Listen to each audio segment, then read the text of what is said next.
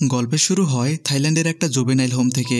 মূলত এটা হচ্ছে অপ্রাপ্তবয়স্কদের জন্য একটা জেলখানা। 18 বছরের কম বয়সী কোনো ব্যক্তি যদি কোনোভাবে অপরাধমূলক কাজ করে ফেলে তাহলে তাদের শাস্তি দিতে এরকম জুভেনাইল হোমে রাখা হয় এবং এর সাথে তাদের কিছু নীতিনৈতিকতাও শেখানো হয়। এমনই একটা জুভেনাইল হোমের শিক্ষক হিসেবে দায়িত্ব পালন করছে সোম নামের এই মেয়েটা। সে খুব কঠোর প্রকৃতির একজন টিচার। আজকে জেলে কয়েকজন নতুন কয়েদিকে পাঠানো হয়েছে। অ্যাসিস্ট্যান্টের কাছ থেকে সোম সেই অপরাধীদের বর্ণনা শুনছিল। প্রথম জনের নাম হচ্ছে টম। সে একটা বাসায় চুরি করতে গিয়ে ধরা পড়েছিল। টমের শারীরিক গঠন বিশাল আকৃতির, মানে সে একটু স্বাস্থ্যবান আর কি। দ্বিতীয়জন তার সৎ বাবাকে খুন করে সাজা ভোগ করছে, তার নাম হচ্ছে উইন। আর তৃতীয়জন হলো সবথেকে বেশি অ্যাগ্রেসিভ, যার নাম হচ্ছে জ্যাপ। সে আমাদের এই গল্পের প্রধান চরিত্র। এর আগেও সে আরও 4টা জুভেনাইল হোমে ছিল। লাস্টে যে হোমে ছিল সেখানে সে আগুন ধরিয়ে দিয়েছিল। এরপর তাকে শিফট করা হয়েছে সোমের এই জুভেনাইল হোমে। তো এই 3 জন একসাথে নতুন এই জুভেনাইল হোমে খাবার খেতে বসে। তাদের সাথে বয় নামের একটা ছেলেও আছে। সে হচ্ছে সবার থেকে বয়সে ছোট। টম একটু মজা করে তার হাতের খাবারটা খেয়ে ফেলে, যদিও এতে বয় রাগ করেনি। তো 4 জনে বেশ গল্পগুজব করে খাবার খাচ্ছিল। এমন সময় কয়েকজন সিনিয়র কয়েদি তাদের কাছে এসে ঝামেলা শুরু করে। তারা ইগল ফ্যাং নামের একটা গ্যাং চালায় এই জেলখানায়। তারা জ্যাবদের হুমকি ধমকি দিয়ে বলে এখানে তারা অনেক আগে থেকে আছে, তাই তাদের কথা মতো চলতে হবে। এক কথায় তাদেরকে গোলাম হয়ে থাকতে হবে আর কি। কিন্তু জ্যাবরা তাদের কথা শুনতে নারাজ, তাই 1-2 কথায় তাদের মধ্যে মারপিটের পরিস্থিতি তৈরি হয়। এমন সময় চলে আসে ওয়ার্ডেন বা জেলার। তার নাম হচ্ছে এন। তাকে দেখে জ্যাবরা মারপিট থামিয়ে বসে পড়ে। এরপর এন তাদের উদ্দেশ্যে কিছু কথা বলে। সে তাদেরকে বোঝানোর চেষ্টা করছিল যে এখানে ভালোভাবে থাকতে হবে এবং শাস্তি ভোগ করে বের হওয়ার পর ভালো একটা জীবনযাপন করতে হবে। কিন্তু তার এই বোরিং স্পিচ কারোর ভালো লাগছিল না। সোমো সেখানেই দাঁড়িয়ে এসব শুনছিল। দেখা যায় সে হাততালি দিয়ে এনের স্পিচ থামিয়ে দিয়েছে। এরপর রাতের বেলা সোম তার বাসায় ফিরে আসে। এখানে আমরা জানতে পারি এন হচ্ছে তার মা। আসলে সকালে এমন আচরণ করার কারণে সোমকে সে খুব বকাঝকা করে। তবে সোম তার কথায় কোনো পাত্তা দেয় না। সে আসলে এই টিচার হওয়ার চাকরিটা করতে চায় না। সে চেয়েছিল আর্ট স্টুডেন্ট হতে। এনার সাথে এইসব নিয়ে তর্ক বিতর্ক করে সে তার রুমে চলে যায় এবং বালিশের মধ্যে মাথা গুঁজে দিয়ে কান্না শুরু করে। এখানে আমরা বুঝতে পারি তার মায়ের সাথে তার সম্পর্কটা খুব একটা ভালো না। এরপরে দেখানো হয় সোমের বাবা একটা মেসেজ করেছে। সেই মেসেজ থেকে সে জানতে পারে তার বাবা এখন জাপানের সাপোরো নামের একটা জায়গায় আছে। সেই জায়গাটা খুবই সুন্দর। কিছুদিন পর সেখানে স্নো ফেস্টিভ্যালে একটা প্রতিযোগিতা অনুষ্ঠিত হবে। এই দেখে সোম খুবই এক্সাইটেড হয়ে তার বাবাকে বলে আমিও সেখানে আসতে চাই। তার বাবা জানায় দেরি কিসের, তাহলে চলে আসো, প্রতিযোগিতায় অংশ নাও। সোমের তার বাবার সাথে সম্পর্ক ভালো ছিল। তার বাবা হচ্ছে একজন আর্টিস্ট, তবে সেই ছবি আঁকে না, মাটি বা ক্লে দিয়ে বিভিন্ন রকমের সুন্দর সুন্দর জিনিসপত্র তৈরি করত। ছোটবেলায় সোম সেগুলো খুব পছন্দ করত। তো পরদিন জ্যাবদের কাঠ দিয়ে বিভিন্ন তৈজসপত্র তৈরি করা শেখানো হচ্ছিল। মানে কাঠের মিস্ত্রি বানানোর জন্য এই ক্লাস করানো হতো তাদেরকে। জ্যাব তার পছন্দ অনুযায়ী একটা যন্ত্র নিয়ে আসে। এইদিকে সোম তাদেরকে কাজ করতে দিয়ে ঘুমিয়ে পড়েছিল। ঘুম থেকে উঠে দেখে একটা সুন্দর কাঠের পাখি টেবিলে রাখা। এটা দেখে তার চোখে যেন আশার আলো ফুটে ওঠে। মানে সে প্রতিযোগিতার কথা ভাবছিল। সে টমদের জিজ্ঞেস করে জানতে পারে এই সুন্দর পাখিটা তৈরি করেছে জ্যাব। এই শুনে সে দৌড়ে জ্যাবের কাছে ছুটে আসে আর বলে এত সুন্দর করে কিভাবে পাখিটা তৈরি করলে। আসলে জ্যাবের পরিবারের মোমের বিজনেস ছিল, সেখান থেকেই জ্যাব এইসব তৈরি করা শিখেছে। তো এখন সোম তাকে অন্য একটা ক্লাসে নিয়ে আসে আর কয়েকটা বরফের টুকরা দিয়ে বলে কাঠ দিয়ে যেভাবে পাখিটা তৈরি করেছো তেমনিভাবে এই বরফ দিয়ে কিছু একটা বানিয়ে দেখাও। কিন্তু জ্যাব বলে আমি বরফ দিয়ে কিছু বানাতে পারি না। সোম তখন বলে একটু চেষ্টা করেই দেখো। জ্যাব তারপর বরফে খোদাই করতে শুরু করে আর কিছুক্ষণের মধ্যেই একটা কুকুরের প্রতিচ্ছবি সেই বরফে ফুটিয়ে তোলে। যদিও সেটা একদম পারফেক্ট হয়নি, তবে সোম খুব এক্সাইটেড হয়ে জ্যাবকে বলে আমি তোমাদের ট্রেন করে একটা টিম গঠন করব এবং সেই টিম নিয়ে চলে যাব স্নো ফেস্টিভ্যালে অংশ নিতে। কিন্তু জ্যাব তার কথায় পাতা না দিয়ে সেখান থেকে চলে যায়। রাতের বেলা সোম ইন্টারনেটে সার্চ করে জানতে পারে জ্যাব মোম দিয়ে একটা সুন্দর ডিজাইন বানিয়ে পুরস্কার জিতেছিল। ছবিতে জ্যাবের সাথে তার বাবা।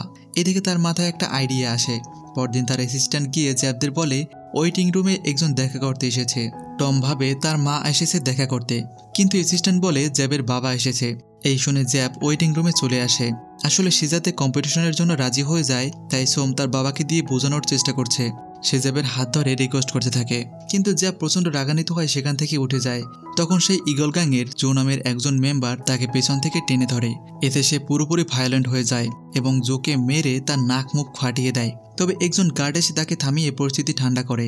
তো এই মারপিট করার অপরাধে জ্যাবকে শাস্তি দেওয়া হয়, আর সেটা হলো এখন থেকে বাগানের ভারী ভারী সমস্ত কাজ তাকে করতে হবে। একটু পর সোম তার সাথে দেখা করতে এসে আবারও সেই কম্পিটিশনের কথা বলতে থাকে। এতে জ্যাব প্রচণ্ড রাগান্বিত হয়ে তার সাথে উচ্চস্বরে কথা বলতে শুরু করে। তবে সোম পুরো বিষয়টা খুলে বলে আসলে তার বাবা তাদেরকে ছেড়ে জাপানে চলে গিয়েছে, সেখানে তার নতুন সংসার আছে। এই প্রথম তার বাবা তাকে নিজে থেকেই তার সাথে দেখা করতে বলেছে। এই সুযোগটা সে হারাতে চায় না। সেই কম্পিটিশনে জিতে তার বাবাকে প্রাউড ফিল করাতে চায়। এই সবকিছু শুনে জ্যাবের মনটা একটু নরম হয়। তবে সে বলে আমার মতো একজন কয়েদিকে কেন আপনার ডিপার্টমেন্ট বিদেশে যেতে দিবে। সোম বলে এই ব্যাপারটা তুমি আমার উপরে ছেড়ে দাও। এরপর সে তার ডিপার্টমেন্টের কর্মকর্তাদের নিয়ে একটা মিটিংয়ে বসে পড়ে। তাদেরকে প্রেজেন্টেশনের মাধ্যমে বোঝায় যে জাপানে গিয়ে স্নো ফেস্টিভ্যালে অংশ নিয়ে কম্পিটিশনে জিততে পারলে তারা অনেক টাকা পাবে, আর এই টাকা তারা বিভিন্ন উন্নয়নের কাজে লাগাতে পারবে। এরপর টম একটা বিশাল বরফের টুকরা নিয়ে আসে। ডিপার্টমেন্টের চিফ প্রথমে রাজি হতে চায় না। তখন সোম তাকে লোভ দেখায়, বলে যদি আমাদের টিম সেই কম্পিটিশনে জিতে যায় তাহলে আপনার অনেক সুনাম হবে, চারিদিকে শুধু আপনার ব্যানার লাগানো থাকবে। এই শুনে চিফ খুব এক্সাইটেড হয়ে যায়। তবে ইন রাজি হতে চায় না। সে সোমকে বলে তোমরা তোমাদের দক্ষতার ডেমো দেখাও। জ্যাবের বাগানের কাজ শেষ করে আসতে লেট হচ্ছিল, তাই সোম টমকেই কিছু একটা বানিয়ে দেখাতে বলে। কিন্তু টম জীবনে এই যন্ত্র হাত দিয়ে ছুঁয়েও দেখেনি, তাই সে কি দিয়ে কি করবে বুঝতে পারছিল না। ঠিক সেই মুহূর্তে হাজির হয় জ্যাব, আর সে তার কাজে লেগে পড়ে। যন্ত্রপাতি দিয়ে বরফখণ্ডে খোদাই করতে শুরু করে দেয়। আর এইদিকে সবাই সাসপেন্সে ছিল কি বানাবে সে। একটু পর দেখা যায় জ্যাব একটা সুন্দর পাখির ডিজাইন তৈরি করেছে। এমন সুন্দর ডিজাইন দেখে চিফ দাঁড়িয়ে যায় আর হাততালি দিয়ে তার প্রশংসা করে। মানে সে এখন এই প্রজেক্টে পুরোপুরিভাবে রাজি। তো এরপর শুরু হয়ে যায় জ্যাবদের ট্রেনিং। তবে আরও মেম্বার এই টিমে যোগ করতে হবে। একদিন সোম দেখতে পায় উইন ফলমূল দিয়ে খুব ভালো একটা ডিজাইন তৈরি করেছে। এই দেখে সে তাকেও টিমে যুক্ত করে নেয়। এরপর চলতে থাকে তাদের কঠোর ট্রেনিং। ইন দেখে তার মেয়ে অক্লান্ত পরিশ্রম করছে ছেলেগুলোকে নিয়ে। বরফে খোদাইয়ের এই কাজটাকে বলা হয় স্নো স্কাল্পিং বা তুষার ভাস্কর্য। ধীরে ধীরে তারা এই কাজে দক্ষ হয়ে উঠছিল। একদিন সোম তাদেরকে একটা হাতির ডিজাইন বানাতে দেয়। উইন মোটামুটিভাবে পারলেও টম এটা কী বানিয়েছে কিছুই বোঝা যাচ্ছে না। হাতির লেজ কোনটা আর সুর কোনটা সোম বুঝতেই পারছিল না। এইদিকে দেখা যায় জ্যাব একটা মিডল ফিঙ্গার বানিয়েছে। এই দেখে সোম রেগে গিয়ে তার উপরে পানি ঢেলে দেয়। এভাবেই খুনসুটিতে চলতে থাকে তাদের ট্রেনিং। এরপর দেখা যায় তারা কম্পিটিশনের রেজিস্ট্রেশন করছিল, কিন্তু টিমের নাম কী রাখবে এ নিয়ে তর্ক শুরু হয়। টম আর জ্যাবরা বলতে থাকে হট বয়েস নাম রাখবে, কিন্তু সোম বলে এটা আবার কীরকম নাম হলো, স্নো ফেস্টিভ্যালে যাচ্ছি আমরা, তাই নাম হবে ফ্রোজেন। এ নিয়ে তাদের মধ্যে ঝামেলা শুরু হলে অ্যাসিস্ট্যান্ট দুইটা নাম মিক্স করে রেজিস্টার করে ফেলে ফ্রোজেন হট বয়েস দিয়ে, মানে যেটা আমাদের মুভির নাম আর কি। এরপর দেখা যায় রাতের বেলা টম, জ্যাব আর উইন সিঁড়ির নিচে বসে কথা বলছিল। টম জানায় একবার সে এক আইসক্রিমওয়ালার থেকে আইসক্রিম নিয়ে টাকা না দিয়ে দৌড় দিয়েছিল, কিন্তু বেচারা হোঁচট খেয়ে পরে গিয়ে মুখের এই দাগটা তৈরি হয়েছে। তো এভাবেই তারা গল্প করে হাসাহাসি করছিল। এমন সময় সেখানে চলে আসে ইগল গ্যাংয়ের মেম্বাররা। তারা জ্যাবদের একটা স্টোররুমে নিয়ে যায় আর অনেক মারধর করে তাদের রক্তাক্ত করে ফেলে। গ্যাং লিডার জ্যাবকে বলতে থাকে শুনেছিলাম তুই নাকি অনেক মারপিট করতে পারিস, কিন্তু এখন তো দেখছি সব মিথ্যা। এরপর সে জোকে বলে উইনের হাত কেটে ফেলো। জো কথা মতো উইনের হাত প্রস্তুতি নেয়। ঠিক এর আগের মুহূর্তেই সেখানে কয়েকজন অফিসার চলে আসে। বাকিরা পালিয়ে গেলেও ধরা পড়ে যায় জ্যাব, জো আর সেই গ্যাং লিডার। এরপর অফিসাররা তাদের তিনজনকে মারধর করতে থাকে। তবে তারা জ্যাবকেই বেশি মারধর করছিল। সোম তাকে একটু বেশি স্নেহ করে বলে কেউ তাকে ভালো চোখে দেখতো না। তবে ঠিক সেই সময়ে টম সোমকে সেখানে নিয়ে আসে আর সেই তর্ক বিতর্ক করে সেই অফিসারদের কাছ থেকে জ্যাবকে ছাড়িয়ে নেয়। এরপর দেখা যায় জ্যাবের ক্ষতস্থানে ওষুধ লাগিয়ে দিচ্ছে সোম। সোম এখন জিজ্ঞেস করে তুমি তো চাইলে সেই গ্যাংকে মেরে অবস্থা খারাপ করে দিতে পারতে, কিন্তু মারপিটে জড়ালে না কেন? জ্যাব তাকে বলে আমি আসলে সেই পুরনো হিংস্র জ্যাবকে ভুলে যেতে চাই আর একজন মানুষ হয়ে বাঁচতে চাই। জ্যাবের মুখ থেকে এমন কথা শুনে সোম তার উপর খুব প্রাউড ফিল করে। এবার সে জোকে ওষুধ লাগাতে যায় আর তাকে টিমে যোগ দেওয়ার জন্য বলে। আসলে জো খুব ভালো ডিজাইন করতে পারে। তার গ্যাংয়ের সবার শরীরে এমন সুন্দর ইগলের ট্যাটু সেই সবাইকে এঁকে দিয়েছে। এরপর কয়েক মাস পরের দৃশ্য দেখানো হয়। সোম তার চিফকে বলে তাদের ট্রেনিং একদম স্মুথলি চলছে, তারা বেশ মিলেমিশে কাজ করছে এবং তারা অডিশনের জন্য এখন একদম প্রস্তুত। কিন্তু তখন আমাদের দেখানো হয় সেই মারপিটের পর জো তাদের টিমে এসে যোগ দিয়েছিল, কিন্তু উইনরা তাকে কোনোভাবেই এই টিমে মেনে নিতে পারছিল না। একজন ডিজাইনার যেহেতু প্রয়োজন, তাই জোকে বাদ দেওয়া হয় না। তবে মিলেমিশে কাজ করা তো দূরে থাক, উল্টে তাদের মধ্যে সারাক্ষণ শুধু ঝগড়া লেগে থাকতো। এভাবেই দেখতে দেখতে অডিশনের সময় চলে আসে আর সোম তার টিম নিয়ে সেখানে হাজির হয়। আসলে এটা হচ্ছে একটা স্পন্সরশিপ কম্পিটিশন, অর্থাৎ এই টিমগুলোর থেকে যারা জিতবে তাদের কুলজোন নামের এই কোম্পানিটা স্পন্সর করবে। প্রথম রাউন্ডে সেই কোম্পানির সিইও একটা পোজ দিয়ে দাঁড়িয়ে থাকে। এই পোজের স্কেচ আঁকিয়ে সেটাকে ভাস্কর্যের রূপ দিতে হবে। তো দেখা যায় জো তার কাজে লেগে পড়েছে। সিইওর একটা স্কেচ আঁকিয়ে তার টিমের কাছে নিয়ে যায়, কিন্তু তারা এটা থেকে খুবই রাগান্বিত হয়ে বলে এই ছবি অনুযায়ী ভাস্কর্য বানালে তারা খেলা থেকে আউট হয়ে যাবে। কিন্তু জো বলে আমার উপর বিশ্বাস রাখো। তো এরপর জ্যাবরা তাদের কাজ শুরু করে দেয়। কিছুক্ষণের মধ্যেই সব টিমের ভাস্কর্য রেডি হয়ে যায়। কোম্পানির সিইও একে একে সবার তৈরি করা ডিজাইন দেখতে থাকে। জো এর ডিজাইন দেখার আগ পর্যন্ত বাকি সবগুলোকে অ্যাভারেজ মনে হয়েছে তার কাছে। তবে সে যখন জো এর ডিজাইন দেখে তখন একদম এক্সাইটেড হয়ে যায়, কারণ সে তার ডিজাইনে সিইওকে একদম হিরোর মতো প্রেজেন্ট করেছিল। তো এভাবে কম্পিটিশনের প্রতিটা রাউন্ডে জিতে তারা ফাইনাল রাউন্ডে চলে আসে। এখন বাকি আছে 2টা টিম। এখান থেকে একটা টিম উইনার হবে, আর যারা উইনার হবে তাদেরকেই এই কুলজোন নামের কোম্পানিটা স্পন্সর করবে। এই রাউন্ডে প্রতি টিমকে একটা করে হাঁসের ভাস্কর্য বানাতে হবে। যে টিমের ভাস্কর্যটা সব থেকে উঁচু হবে সেই হবে উইনার। তো রাউন্ড শুরু হতেই জ্যাবরা তাদের কাজ শুরু করে দেয়। আর এখানে জো এবং জ্যাবদের মধ্যে কোনো ঝগড়াও হচ্ছিল না, তারা বেশ মিলেমিশেই কাজ করছিল। আর এই কম্পিটিশন দেখতে সোমের মা এনও সেখানে চলে আসে। একটু পরে দেখা যায় তাদের হাঁস বানানো শেষ হয়ে গিয়েছে। প্রথমেই কোম্পানির সিইও জ্যাবদের হাঁসটার উচ্চতা মেপে দেখে। এরপর সে যায় দ্বিতীয় টিমের হাঁসের উচ্চতা মাপতে। তখন জ্যাব আর সোমরা প্রার্থনা করছিল যেন দ্বিতীয় টিমের হাঁসটার গলা ভেঙে পড়ে যায়। আসলে দ্বিতীয় টিমের হাঁসটার গলা অনেক লম্বা করে বানিয়েছিল, এতক্ষণে এটা ভেঙে পড়ে যাওয়ার কথা, কিন্তু তেমনটা হয় না। আর সিও লোকটা মেপে দেখে এই হাঁসটার উচ্চতাই সব থেকে বেশি। এতে জ্যাবরা একদম হতাশ হয়ে যায়। এদিকে সোম রাগে ফেটে পড়ে আর একটা লাঠি নিয়ে দৌড়ে এসে দ্বিতীয় টিমের হাঁসটার গলা ভেঙে ফেলে। এইদিকে সবাই তো একদম থমকে দাঁড়ায়। এদিকে সোম সেই হাঁসটার ভিতর থেকে একটা ট্রান্সপারেন্ট শক্ত দণ্ড বের করে। এটার জন্যই সেই হাঁসটা ভেঙে পড়ছিল না, অর্থাৎ সেই দ্বিতীয় টিমটা চিটিং করেছে। এইদিকে সিও রেগে গিয়ে সোমের টিমকে বিজয়ী ঘোষণা করে দেয়। আর এতে তারা খুশিতে নাচতে শুরু করে। এক্সাইটমেন্টে অজান্তেই জ্যাব আর জোয়ের মধ্যে বন্ধুত্ব হয়ে যায় আর সবাই মিলে অনেক এনজয় করে।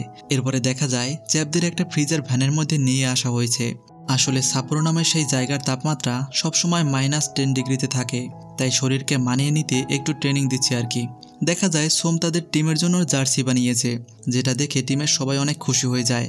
এরপর তারা সোমকেও একটা উপহার দেয় আর বলে আমাদের মতো ছেলেদেরকে সবাই ঘৃণা করে, কেউ আমাদের দ্বিতীয় সুযোগ দেওয়ার কথা ভেবেও দেখেনি, কিন্তু আপনি আমাদের স্বপ্ন দেখিয়েছেন, আমাদেরকে বিশ্বাস করেছেন, এর জন্য তারা সোমের উপর কৃতজ্ঞ। সোম তাদের এমন কথায় ইমোশনাল হয়ে যায়। দেখা যায় তার চোখ থেকে অশ্রু গড়িয়ে পড়ে। এরপরে দেখানো হয় সবাই মিলে গল্প করছে। জো বলে আমি আসলে একটা ধনী পরিবারের সন্তান, কিন্তু কোনোভাবে একটা গ্যাংয়ের সাথে জড়িয়ে পড়েছিলাম। একদিন অন্য একটা গ্যাং আমাদের গ্যাংয়ের উপরে আক্রমণ করে বসে। তখন মারপিটের সময় অনিচ্ছাকৃতভাবে সেই গ্যাংয়ের একজনকে আমি খুন করে ফেলি। এরপর থেকেই আমি জেলখানায় বন্দি। উইনের কাহিনী হচ্ছে তার সৎ বাবা খুব বাজে একটা লোক ছিল। সে তার মাকে খুব মারধর করত। এসব দেখে উইনার সহ্য করতে না পেরে তার বাবাকে মেরে ফেলে। এইদিকে টমের কাহিনী আবার ভিন্ন। তার পরিবারের কেউ তেমন ভালো ছিল না, তারা সারাক্ষণ জুয়ায় মেতে থাকতো আর টমকে সবসময় তুচ্ছতাচ্ছিল্য করত। তাছাড়া জুয়া খেলার জন্য যে টাকা প্রয়োজন হতো সেটা টমকে নিয়ে আসতে হতো। এর জন্যই সে একটা বাসায় চুরি করতে গিয়েছিল। তো সবার হিস্টোরি শুনে সোম বুঝতে পারে তাদের সবাই আসলে পরিস্থিতির শিকার হয়ে এখানে এসেছে। ধীরে ধীরে সোমের তাদের প্রতি মনোভাব বদলে যেতে থাকে। এরপর দেখা যায় সবাই একদম রেডি হয়ে এয়ারপোর্টে চলে এসেছে। সাংবাদিকরা তাদের নানান প্রশ্ন করতে থাকে। এমন সময় এক মহিলা এসে জোকে চর মেরে বসে। আসলে জো যেই ছেলেটাকে মেরেছিল ইনি হচ্ছেন সেই ছেলেটার মা। মহিলাটি বলে সে একজন খুনি আর তাকে কেন বিদেশে ঘুরতে যাওয়ার সুযোগ করে দেওয়া হলো, এই বলে সে খুব রাগারাগি করছিল।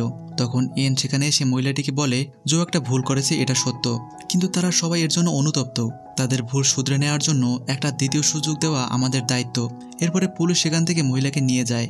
এইদিকে জো মহিলার কথাগুলো শুনে খুব হতাশ হয়ে পড়ে এবং সোমকে বলে আমি কম্পিটিশনে জিতে চাই না, আমি আসলে খুব খারাপ একটা ছেলে।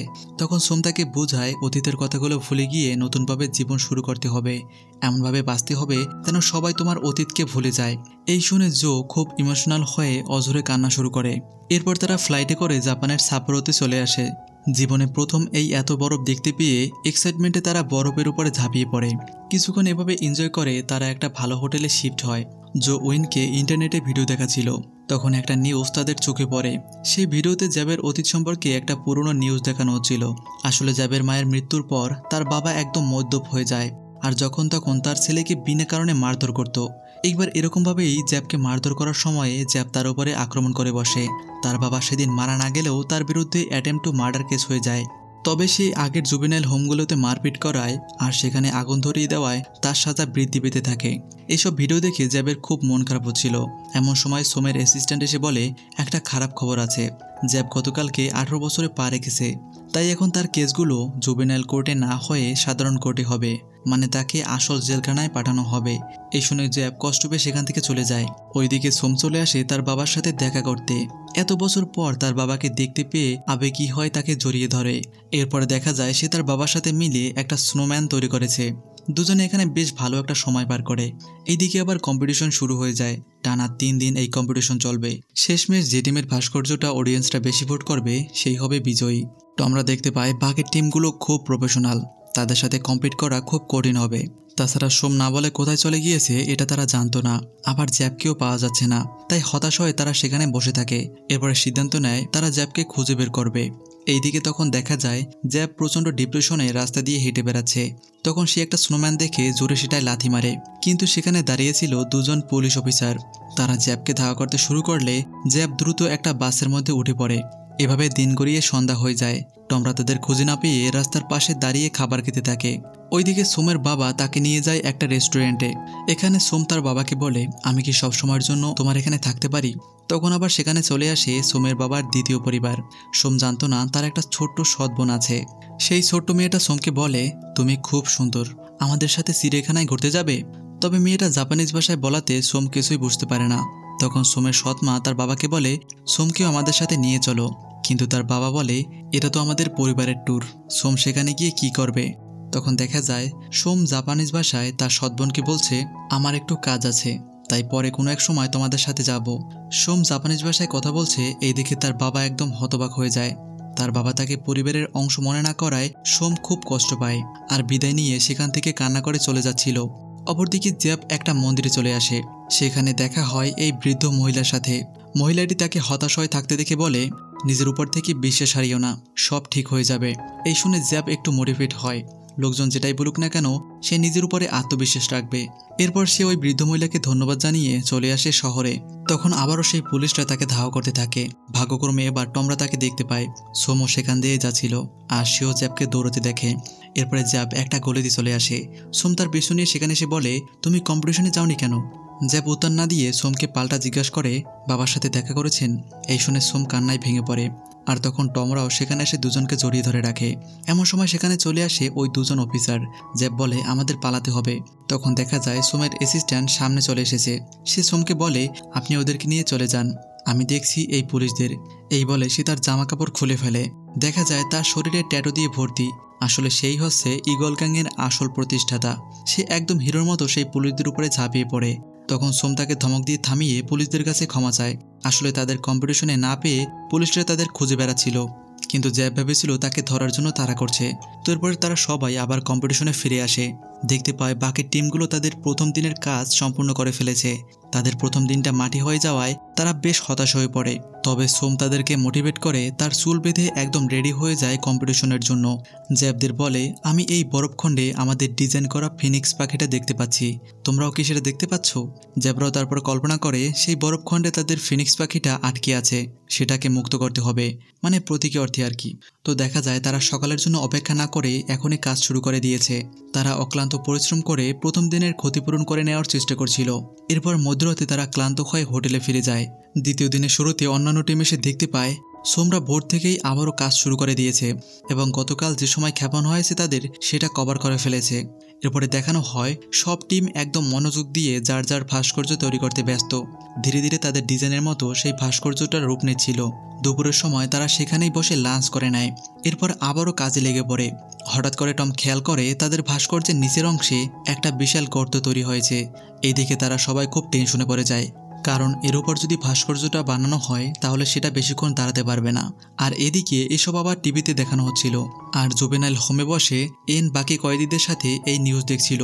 দেখা যায় সোম আর বাকি সবাই খুব হতাশ হয়ে পড়েছে, কারণ তারা কম্পিটিশন থেকে আউট হয়ে যাবে যদি ভাস্কর্যটা ভেঙে পড়ে। তখন জ্যাব তাদের মোটিভেট করে বলে, আমি যে করেই হোক ডিজাইন চেঞ্জ করে বা অন্য যে কোনো উপায়ে এই গর্ত ভরাট করে ফেলবো, তোমরা শুধু আমাকে সাহায্য করো। এই বলে তারা সবাই গোল হয়ে একে অপরকে জড়িয়ে ধরে তাদের টিমের নামটা বলতে থাকে আর এরপর পুনরায় তাদের কাজ শুরু করে। দিন পেরিয়ে রাত হয়ে যায়, তবুও তারা থেমে থাকে না। এইদিকে তখন তাপমাত্রা আরও কমে গিয়ে তাদের কাজটা আরও কঠিন করে দিচ্ছিল, কিন্তু এতেও তারা দমে যায় না। সেই রাতে তারা আর হোটেলে ফিরে যায় না, সারা রাত ধরে ভাস্কর্যটা কমপ্লিট করতে থাকে। ফাইনালের দিন দর্শক আসা শুরু করে আর তাদের পরিশ্রম দেখে তাদের বাহবা দেয়। ওইদিকে এন সবাইকে নিয়ে বসে পড়ে টিভির সামনে আর তাদের জন্য চিয়ার্স করতে থাকে। তবে তখনই আবার একটা বিপদ ঘটে যায়। একটা দমকা হওয়ার কারণে তাদের ভাস্কর্যটার একটা ডানা ভেঙে পড়ে যেতে নেয়। সবাই তখন একদম থমকে গিয়েছে। তবে ঠিক সময়ে জ্যাব সেই ডানা ধরে ফেলে। তার দেখা দেখি সোমরাও গিয়ে সেই ভারী ডানা ধরে ফেলে। এরপর জো কোনো রকমে আবারও বরফ দিয়ে সেই ভাঙা অংশটা জোড়া লাগায়। এভাবে কোনো রকমে তাদের ভাস্কর্যটা ভেঙে যাওয়ার থেকে রক্ষা পায়। এইদিকে সবাই অনেক খুশি হয়ে যায়। তবে এত কষ্ট করেও তারা সেই কম্পিটিশনে জিততে পারে না, তারা হয় দ্বিতীয়। তখন জ্যাব, সোম আর বাকি সবাই কল্পনা করে তাদের ফিনিক্স পাখিটা জীবন্ত হয়ে উঠেছে আর সেই বরফখণ্ড থেকে মুক্ত হয়ে ডানা ঝাপটাচ্ছে। এই দৃশ্যের মাধ্যমে আসলে বোঝানো হলো যে কম্পিটিশন জয় করাটা মুখ্য বিষয় ছিল না। তারা যে এত বাধা বিপত্তি পেরিয়ে এত দূর পর্যন্ত আসতে পেরেছে, এটাই হলো তাদের আসল জয়। দেখা যায় তারা কম্পিটিশনে দ্বিতীয় হয়েও বিজয়ীদের থেকে বেশি এনজয় করছে, হাসি ঠাট্টা করে বিভিন্ন অঙ্গভঙ্গিতে একসাথে গ্রুপ ফটো তুলে খুবই অসাধারণ একটা মুহূর্ত কাটায়। এরপরে দেখানো হয় সোম একটা ব্রিজের উপরে দাঁড়িয়ে আছে। জ্যাব তার পাশে এসে দাঁড়ায়। সোম তাকে বলে, তুমি থাইল্যান্ডে ফিরে গেলে তোমাকে জেলখানায় নিয়ে যাওয়া হবে। আমি সর্বোচ্চ চেষ্টা করব তোমার শাস্তি যেন কমিয়ে দেওয়া হয়। এরপর তারা সবাই মিলে বরফে ঢাকা এই শহরটার সৌন্দর্য উপভোগ করে। আর এরপর দিন তারা থাইল্যান্ডে ফিরে আসে। সাংবাদিকরা তাদের ছবি তুলতে এয়ারপোর্টে চলে আসে। এদিকে এন সোমকে জিজ্ঞেস করে, বাবার সাথে দেখা করেছো? সোম কোনো উত্তর দেয় না। তখন এন বলে, আমি তোমার উপরে গর্বিত। এই শুনে সোম খুব ইমোশনাল হয়ে পড়ে। তার বাবা তাকে আপন করে না নিলেও তার মা ঠিকই তার মনের কষ্টটা বুঝতে পেরেছিল। দেখা যায় তখন আবার পুলিশ এসে জ্যাবকে অ্যারেস্ট করে নিয়ে যেতে থাকে। তাকে চলে যেতে দেখে সোম আর বাকি সবাই খুব মন খারাপ করে। এরপর আমাদের 2 বছর পরের দৃশ্য দেখানো হয়। সোম এখন খুব মন দিয়ে শিক্ষকতা করে। তার মা এন যখন স্পিচ দেয় তখন সে আর আগের মতো বোরিং ফিল করে না, বরং কয়েদিদের সাথে বসে তার মায়ের বক্তব্য শুনে। এইদিকে দেখা যায় জো তার শাস্তি ভোগ করে বেরিয়ে গিয়েছিল। সে প্রতিনিয়ত সেই ছেলেটার কবর দেখতে আসতো যাকে সে মেরে ফেলেছিল। একদিন সেই কবরে ফুল দিয়ে যাওয়ার সময়ে ওই ছেলের মা সেখানে আসে আর জোকে বলে, এখন থেকে ভালোভাবে জীবনযাপন করো, আমি তোমাকে ক্ষমা করে দিয়েছি। এই শুনে জো খুব ইমোশনাল হয়ে যায় এবং সে আবারও সেই মহিলার কাছে ক্ষমা চায়। এরপরে জো চলে আসে তার বন্ধুদের সাথে দেখা করতে, মানে টম, ওয়েন তারাও ছাড়া পেয়ে গিয়েছিল। তো প্রতিদিন সোম এসে তাদের সাথে আড্ডা দিত। শেষমেশ দেখানো হয় জ্যাব জেল থেকে ছাড়া পাচ্ছে। তখন খুশিতে সোমরা তাকে বরফের পানি ছুঁড়ে মারতে থাকে। এরপরে তাকে জড়িয়ে ধরে খুব আনন্দ উল্লাস করে। জীবনকে সুন্দরভাবে উপভোগ করতে তারা একসাথে এগিয়ে চলে। আর এখানেই এই অসাধারণ গল্পটার সমাপ্তি ঘটে।